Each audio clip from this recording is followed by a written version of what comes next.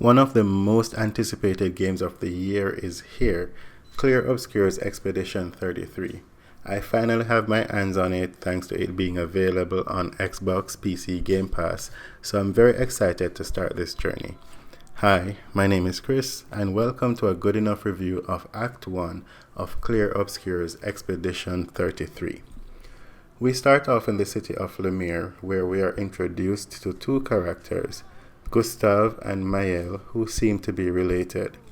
The city is preparing for the Gamache festival, and so the main character, Gustave, needs to take his rose to Sophie. More about her in a moment. Before that though, Maëlle challenges Gustave to a duel of swords and begins a tutorial. You get your first taste of combat here and also learn about the unique combat mechanic that Gustave uses. Expedition 33's combat is turn-based, but what sets it apart from other games is that it uses parries and dodges during your enemy's turn. So what this means is that you can completely finish an encounter without ever getting hit. Gustave's main ability is called Overcharge. He uses attacks and skills to charge up, and then he can unleash a devastating blow. Moves are powered by action points, or AP, which you gain by doing classic basic attacks, dodging, parrying, and in some cases you can also get them from skills. Upon defeating Maëlle, we meet up with Sophie, and Gustave gives her the flower as we make our way through the city, occasionally stopping to talk to persons and slowly piecing the story together. We then find out that Sophie is 33, which will become important in just a bit. See, the Gamache Festival is a festival that is held once a year in Lumiere, when the paintress wakes up and paints a new number. In doing so though, everyone who is the same age as the new number dies, and a new expedition begins for the next year. This also means that Sophie dies since she is 33. The goal of the expedition each year is to try to reach the paintress and kill her. Obviously, no other expedition has succeeded, and so that duty falls to the next generation. There is an optional boss that you can miss in the city of Lumiere. It's this mime. He is just mysteriously hanging out in a corner.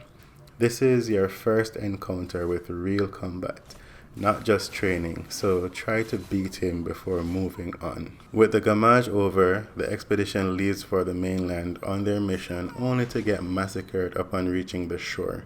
Everyone gets ambushed by a strange old man and seemingly dies with the exception of Gustave, who finds himself alone and starts to venture inland. This raises so many questions because no one should be alive who is that old. We run into our first enemy. These are called Nevrons. And here we also learn about the weak point system that we can take advantage of at any point in the fight. Gustave then comes across the bodies of his fellow expeditioners and, seemingly losing all hope, attempts to commit suicide before he is stopped by Lune, the first member of our party. Lune, like Gustave, also has a unique combat mechanic. She uses stains. These are elemental attributes that can be generated by skills and also be consumed to perform more powerful attacks. She can have up to 4 stains, and each skill will consume and supply new stains. We are also introduced to Pictos. Pictos can be equipped, which will grant the holder 1 passive effect. After completing 4 combat encounters with a Pictos equipped, you will unlock a Lumina, and a Lumina is the passive effect of the Pictos that you can equip on any character whether or not they have the Pictos equipped, since only one character can use a Pictos at a time. Lune and Gustave fight their way through a bunch of Nevrons before coming across a chromatic enemy. Chromatic enemies are stronger variations of normal ones and are designed to give you a challenge. I died a number of times here, And it is at this point where you realize that you really need to start getting good at dodges and parries if you want to survive. Also, you need to start thinking of how different skills between different characters all work together. Not long after this encounter, we also run into our first boss, which was even more challenging than the chromatic one. It took some time learning his various attacks, and a great way to do that is by dodging first. Then when you start getting perfect dodges, it's time to start attempting to hit your parries. Once I defeated the boss, we found a note letting us know that Mael is alive and she is in the weird corals, so we set out to find her. To get to the weird corals though, we have to exit the area and are taken to the overworld. This is where you traverse in order to get to other areas, and it is also where you set up camp. Inside the weird corals, there are new and terrifying enemies to fight. Luna and Gustav make their way through the Neverons and eventually finds Mael in a weird mansion where she is being protected by the Collector, which is a peaceful Neveron somehow. He was seemingly training her, and he challenges her to one last duel. Now it's time to learn about Mael's unique ability. Hers come in the form of stances. She is able to go into a number of battle stances which have varying effects. Offensive stance deals more damage, but she takes increased damage. Defensive stance takes less damage and grants 1 AP per parry or dodge. And virtuous stance deals a lot more damage. She uses her skills to switch between these stances, and depending on which stance is currently equipped, she is able to get additional features added to her skills. Now that we have a full party, it's time to get back to the mission, making our way to the Paintress, but to do that, we need a boat. Thankfully, we run into a Gestrel who takes us to his village to meet his chief, who can help us with that.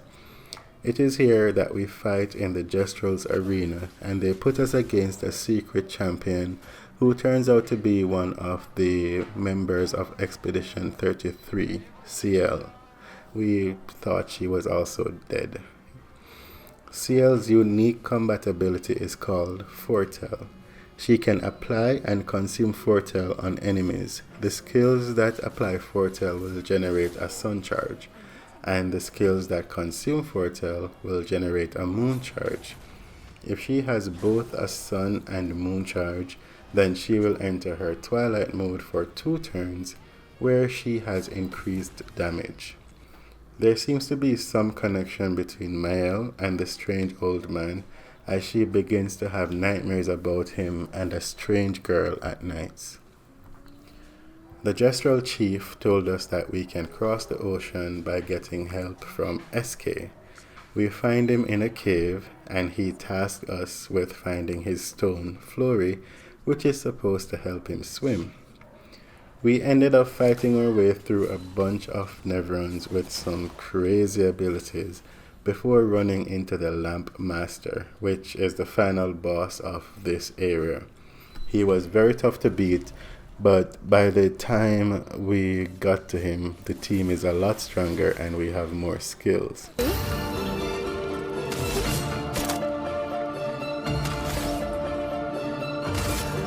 Here's your card. Not today. Once we defeat the Lamp Master and give SK his stone, the strange old man showed up once again, and in a surprise twist, kills Gustav in front of Mael before being stopped by another stranger. The stranger then offered to join the team in Gustav's place, and he told us that they were a part of the very first expedition, and for some reason they stopped aging, and the strange old man, because he wants to live forever and believes that if we kill the Paintress, it will also kill him. That's why he basically attacked us. Anyway, this new stranger decided to join the team, and that is where Act 1 of Expedition 33 ends. This game is very hard to put down once you start playing, and story and combat is very good here. There is not a lot of issues to be had. My only problem so far is with the platforming. I found myself giving up on trying to explore some areas because it required me to be jumping between some columns, which is a pain to do. Other than that, though, this is a very solid game so far, and I am excited to see what Act 2 brings. I give Act 1 a 9 out of 10. Tune in next time as I bring you a good enough review of Act 2 of Clair Obscur's Expedition 33.